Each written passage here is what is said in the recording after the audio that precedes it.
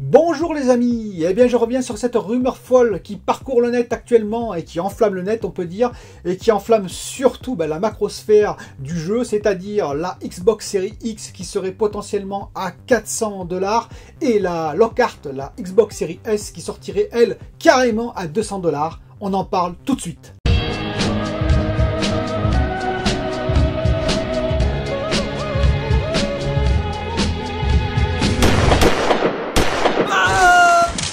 Eh bien oui, j'ai vu comme vous cette nouvelle assez surprenante, une nouvelle qui vient d'un leaker qui se nomme Eastman, Eastman qui a prétendu donc que la Xbox Series X serait à 400 $, et la Xbox Series S serait carrément, elle, la Lockhart, serait carrément à 200 $. Elle serait dévoilée durant l'Inside de Xbox qui va se dérouler en juillet, et en plus elle serait assez particulière, apparemment elle serait miniature, on va revenir dessus.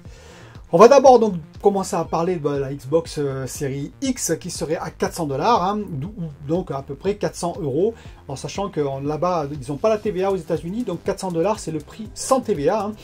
Après il y a des taxes supplémentaires selon les États qui peuvent aller de 0 à 10% qui se mettent, mais c'est jamais affiché dans le prix. Vous les avez sur la note, mais après. En France, on a la TVA de 20%. Donc on peut estimer qu'elle sera aussi à 400 €, en fait 399 €, la Xbox Series X, si cette nouvelle est vraie. Donc il y avait Patcher, vous vous rappelez de Patcher, je crois que c'est Patcher qui s'appelle, donc le prophète, qui avait déjà annoncé ce prix-là il y a un moment. Alors quand la source elle vient que d'une seule personne, eh bien on peut dire que c'est une rumeur. Quand ça vient de deux personnes différentes, on peut dire que c'est une possibilité, voilà. C'est quand même une rumeur, mais une possibilité. Bon, moi j'ai beaucoup de mal à y croire. Si vous avez vu ma vidéo sur le prix, vous pouvez voir que le prix, pour moi, je l'ai estimé à 499 € la Xbox Series X, et encore, ils feraient des efforts, ça veut dire ils perdraient sur leur marge largement, ils perdraient de l'argent sur chaque Xbox vendue à ce prix-là. Là, c'est carrément 100 € ou 100 $ de moins, ce qui est énorme.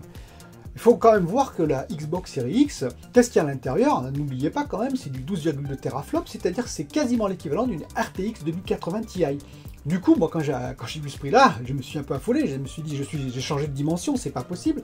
Je suis allé vite voir le prix de la RTX 2080 Ti, parce que je me suis dit, ça se trouve, à Nvidia, ils ont baissé de moitié prix toutes leurs cartes, à vue de l'arrivée de la RTX 3080, je vous rappelle, en septembre. Eh bien non, toujours à 1200 €, 1300 €, 1400 €, oui, les RTX 2080 Ti. C'est-à-dire que donc, on vendrait une Xbox Series X à 400 €, 399, qui serait quasiment l'équivalent d'une RTX 2080 Ti à 1200 €. Vous imaginez quand même. Et ce n'est pas fini. En effet, dans la Xbox Series X, il ne faut pas oublier qu'il y a quand même quelque chose qui s'appelle un SSD. Et pas n'importe quel SSD, parce que même si on parle beaucoup du SSD Magic de la PS5, le SSD de la Xbox Series X est très bon, 2,4 GB seconde. Ce n'est pas n'importe quel SSD, 1 Teraoctet je vous rappelle. Vous verrez qu'un tel SSD, ça coûte. Et oui, ce n'est pas un SSD à 500 ou 500 MB seconde, 1 Teraoctet qui coûte quand même déjà au moins 70-80 €, un minimum. Là, au minimum, on va les trouver, on va dire des 2 gigaoctets bytes au seconde, on va les trouver à peu près autour de 120-130 € minimum. Donc j'ai enlevé 100 €, on peut enlever 100 € à ce prix-là, aux 400 € de la Xbox Series X. Ça fait plus que 300 € pour une éventuelle équivalence avec la RTX 2080 Ti, je vous rappelle. Mais ce n'est pas fini, eh ben oui, parce qu'il y a encore autre chose. Il y a le Blu-ray 4K. Alors on m'a beaucoup dit, oui, mais le Blu-ray 4K ça coûte pas 100 €. Bon, moi j'insiste, oui, ça coûte très cher. On m'a sorti que par exemple la Xbox One S et la Xbox One X avaient le Blu-ray 4K, et c'est vrai, et c'est des très très bonnes machines, et à ce prix-là, ça vaut vraiment le coup, entre parenthèses, si vous voulez un lecteur Blu-ray. Mais elles font toutes les deux 299 €. Alors j'ai cherché un Xbox One S, je ne l'ai pas trouvé moins cher, sauf en dématérialisé. Et oui, mais dématérialisé, il n'y a plus le lecteur 4K Blu-ray. Et elle fait 179 €. Vous voyez la différence de prix déjà? Et donc, je vais enlever 50 € seulement à la Xbox Series X pour ce 4K, ce Blu-ray 4K. Ce qui fait que la carte équivalente à la RTX 2080 Ti, 12,2 teraflops, je vous rappelle le GPU qui est à l'intérieur de la Xbox Series X, ne coûterait que 250 €. Mais ce n'est pas fini, eh ben oui, parce qu'à l'intérieur de la Xbox Series X, il y a quand même un petit truc en plus, eh ben oui, ça s'appelle un CPU, eh oui, le CPU Ryzen AMD, quand même 3,8 GHz, c'est pas rien quand même. Et ça coûte pas non plus quelques euros, non, non. Donc j'ai compté 50 € de moins, on passe à 200 €, allez. Et ce n'est pas fini. Alors bien entendu, je n'ai pas compté la mémoire, puisqu'il y a de la mémoire également sur les cartes RTX 2080 Ti. Je n'ai pas compté les ventilateurs, je n'ai pas compté le motherboard. Et je n'ai pas compté, on va dire, une partie du capot. Mais toutefois, dans la Xbox Series X, il y a autre chose encore. Il y a le power supply, vous savez, l'alimentation. Et ça coûte assez cher. Il y a également une puce audio. Il y a également le packaging complet quand même, qui est un peu différent d'une simple carte RTX 2080 Ti. Et il y a surtout une manette. Et oui, la manette, c'est pas gratuit. Si vous avez encore 50 €, vous arrivez à 150 €. C'est-à-dire que vous avez une Xbox Series X avec un GPU, mémoire et tout ça, équivalent quasiment à une RTX 2080 Ti pour 150 € au lieu de 1200 €. Vous voyez, j'ai un peu du mal à croire tout ça. Alors attention, hein, si vous regardez ma vidéo sur les prix, j'explique pourquoi quand même la Xbox Series X et la PS5 sont bien moins chères qu'une simple carte RTX 2080 Ti. Il y a des accords commerciaux, il y a des partenariats, il y a beaucoup plus de production, il y a aussi, on va dire, le process qui est fait à TSMC sur du 7 nanomètres, certes qui coûte un peu plus cher le process, mais la puce étant bien plus petite, eh ben, ils gagnent vachement là-dessus. Enfin, il y a des tas de paramètres qui font qu'ils vont gagner et que ça ne coûtera pas, bien entendu, 1200 € au départ, la Xbox Series X. Mais je l'estime plutôt à 600 €. Voilà, moi c'est mon estimation. Prix que ça coûterait si on devait l'acheter et qu'il ne fasse aucune marge mais aucune perte, Microsoft. Or là c'est 400. Donc c'est 200 € de perdu par machine. Ça veut dire quand même 1 milliard de pertes sur 5 millions de consoles. C'est quand même beaucoup, certes. Alors il y en a qui vont me dire oui mais Microsoft se porte beaucoup mieux que Sony et c'est tout à fait vrai. En effet, il faut comprendre ça, c'est que fin 2019, Sony se portait très très bien grâce aux ventes en particulier le PS4 et puis des services annexes, hein, puis plein d'autres ventes ailleurs, hein, téléphonie mobile et j'en passe, photographie, tout ce qu'ils font, quoi, c'est-à-dire téléviseur, hi-fi, enfin tout ce qui est son, etc. Microsoft se portait très bien aussi.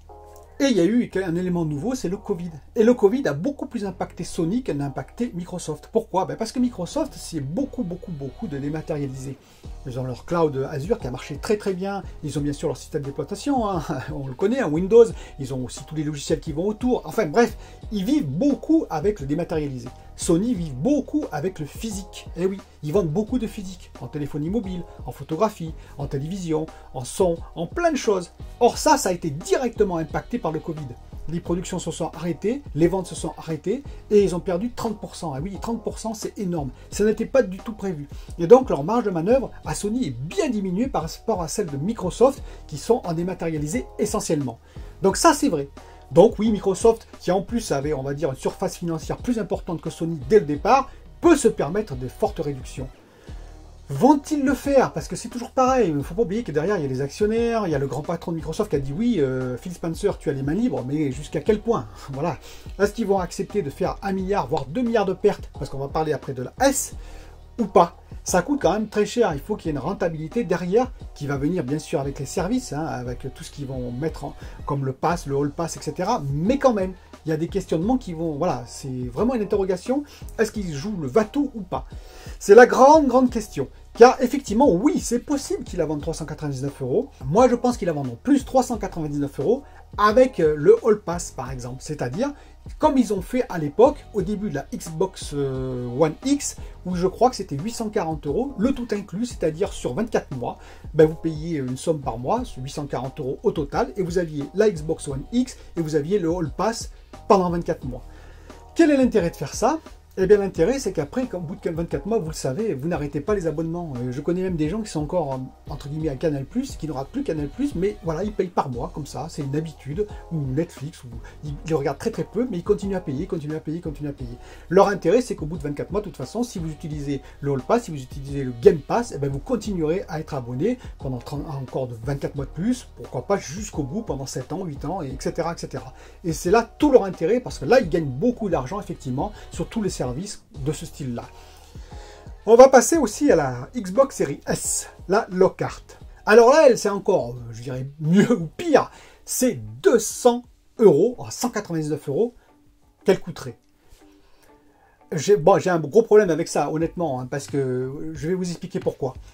Si elle fait 7 à 8 teraflops, si c'est vraiment une console physique, 7 à 8 teraflops, il faut qu'elle ait un SSD, il faut qu'elle ait 16 Go, voilà, il faut qu'elle soit un peu plus puissante, pour moi, que la Xbox One X. Sinon, je ne vois pas l'intérêt. La Xbox One X, il y a un lecteur, on va dire Blu-ray 4K dedans, je vous rappelle. Il y a juste le SSD qu'il n'y a pas. Mais elle fait déjà 6 teraflops. Si c'est pour faire une console qui fait 6 teraflops, juste avec un SSD de plus, 100 € de moins. Donc pour moi, si elle est physique, elle doit être un peu plus puissante. Si elle est un peu plus puissante, ben, il faut m'expliquer comment ils vont faire 199 €, alors que la Xbox One X actuellement est vendue 299 €. Déjà, si j'étais possesseur de Xbox One X, en septembre, si je vois ça, je râle, hein, personnellement. Je me dis, attendez, on m'a pris pour un idiot, hein, il y a un SSD en plus, et il y a plus de teraflops, et elle fait 100 € de moins quand même, voilà. J'ai du mal à y croire, honnêtement. Ça veut dire quoi? Ça veut dire que pour moi, cette console sera totalement dématérialisée, donc on le sait, donc il n'y aura pas de lecteur Blu-ray, effectivement, ce qui pourrait ramener le prix, et aussi que peut-être, elle va attaquer le xCloud. Et oui, le xCloud que, on va dire, Microsoft a envie de mettre en avant. Donc c'était sur système Android, hein, sur tablette et téléphone, mais pourquoi pas une console spéciale xCloud qui attaquerait tous les jeux, effectivement, en cloud. Ce serait donc comme Stadia ou le GeForce Now, hein, c'est-à-dire de Nvidia. Il faudra avoir une connexion suffisamment rapide pour pouvoir en profiter. Ce ne serait pas donné à tout le monde, mais c'est une possibilité. Qui serait en plus packagé avec le All Pass, donc vous paieriez sur 24 mois par exemple, abonné sur 24 mois, et qui en plus aurait dedans le xCloud, l'accès au xCloud, et pour pouvoir vous permettre d'avoir des jeux en direct, mais en streaming. Pourquoi pas? C'est une possibilité, je vous répète. Moi, sinon, si c'est une console physique qui fait 7-8 teraflops, à ce prix-là, moi je dis chapeau, hein, franchement je dis chapeau. Donc tout est possible. Mais quelle perte ils vont accepter Microsoft? Je m'interroge. Est-ce qu'on va voir les prix en juillet? Oui, alors, on aura les prix en juillet, effectivement, si c'est ces prix-là. Pourquoi? Parce que là, ils vont frapper tellement fort que là, Sony, pour faire des prix pareils, ils vont avoir énormément de mal. Et donc, le jeu sera, au point du prix, hein, le jeu sera fait, quoi. Grosso modo, Microsoft aura abattu son carré d'as. Mais Sony, de ce côté-là, ils ont bien du mal à suivre. Et donc, oui, ils peuvent dès juillet sortir des prix si ce sont ces prix-là. Si ce ne sont pas ces prix-là, non, ils ne sortiront pas les prix pour moi en juillet. C'est-à-dire, si c'est un peu plus cher que ce qu'on dit, donc, les liqueurs en question, eh bien, moi, je pense qu'ils attendront, je vous le répète, un peu plus tard, parce qu'ils vont attendre que Sony se dévoile aussi. Voilà, ça c'est mon avis. Je voulais finir sur une petite note pour parler de la guerre Sony-Microsoft. Alors, je vais vous dire, il ne faut pas trop se réjouir non plus si l'un ou l'autre perd. Je m'en explique. Pour moi, les deux, parce qu'ils existent, eh bien, ça tire le jeu vers le haut. Alors, on peut ne pas aimer Sony et Microsoft, hein. Mais il y a Nintendo aussi, il y a les PC gamers, il y a tout un autre environnement. Mais disons que ces deux-là sont sur le même terrain de chasse et comme ils se combattent, quelque part, ils essayent de faire le mieux possible et on voit ce que ça donne justement en ce moment, ça tire vers le haut. Je vous rappelle qu'en 2013, avec Don Matrick, hein, donc, qui était le président, le patron de la division Entertainment and Device de Microsoft, eh bien, ça a failli coûter très cher à Xbox et à Microsoft. C'est-à-dire que, bon, par des décisions un petit peu, on va dire, étranges, eh bien, la Xbox One a eu un assez mauvais démarrage, on peut le dire. Si le grand patron, par exemple, de Microsoft avait abandonné, parce qu'il avait dit, bah ouais, vous voyez, Xbox One, bon, on a eu des problèmes, ça suffit, on arrête. Si Phil Spencer n'avait pas été derrière, le vice-président à l'époque, pour pousser, pour dire, si, dans le jeu, on peut faire quelque chose, on peut réussir, et pour continuer et intensifier finalement leur stratégie. Bon, si Microsoft n'avait pas été Microsoft, finalement, avec un fort pouvoir, on va dire, en termes d'argent, en termes d'investissement, eh bien, peut-être que, voilà, Xbox Series X n'aurait jamais existé.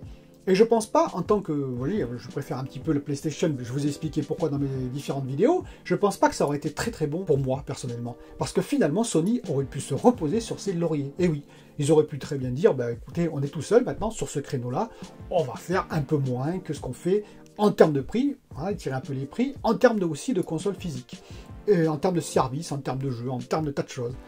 Et inversement, aujourd'hui, Microsoft, oui, je suis très content qu'ils fassent, on va dire, des offres agressives, si c'est le cas.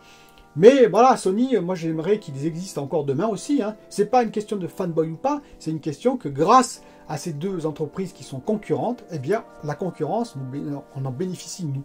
Et donc j'espère que les deux entreprises, à parts égales, profiteront de ce jeu un petit peu de chat et de souris, et que l'une ne va pas trop souffrir pour, pourquoi pas, disparaître et abandonner totalement le jeu. Je ne pense pas, hein, bien entendu, je vous rassure. Ils ont tellement bénéficié du jeu jusqu'à maintenant, ils ont une telle emprise, ils ont tellement de studios, et tellement de joueurs, surtout, hein, nous, que je pense que voilà, chacun va tirer leur épingle du jeu. Mais voilà, je pense que c'est une saine compétition pour nous les joueurs. Alors après, il ne faut pas rentrer trop dans le débat nous-mêmes, c'est-à-dire qu'il ne faut pas être trop fan d'un côté. Je pense que voilà, il ne faut pas être excessif, je dirais. On peut aimer beaucoup, par exemple, Sony, on peut aimer beaucoup Microsoft, on peut rester quand même, je dirais, prendre un peu de recul parfois sur les décisions qui sont faites d'un côté ou de l'autre. C'est mon avis. Dites-moi en commentaire ce que vous pensez de ces prix. Est-ce que vous croyez qu'ils vont le faire vraiment, Microsoft? Est-ce que vous croyez qu'ils vont tout dévoiler en juillet ou pas? Et j'attends vos commentaires nombreux. Je vous remercie de suivre ma chaîne. À bientôt. Bye bye.